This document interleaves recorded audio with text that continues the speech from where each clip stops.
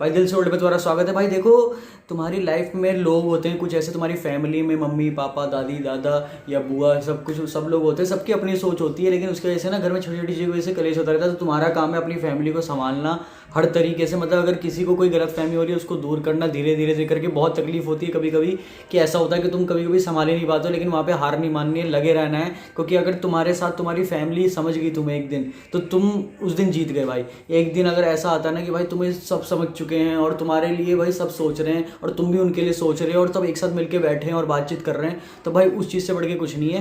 क्योंकि देखो, तुम अपने अपने में रहोगे, अकेले अकेले रहोगे, वो भी चीज़ अच्छी होती है वैसे, लेकिन जब तक तुम लोगों के साथ हो, उनको अकेला फील ना होने दे, ये बहुत बड़ी बात होती है। तो लोगों के साथ रहो, उनको भी समझो, अपने घर वालों को, अपने सबको, किसी में गलत फहमियाँ ना बने।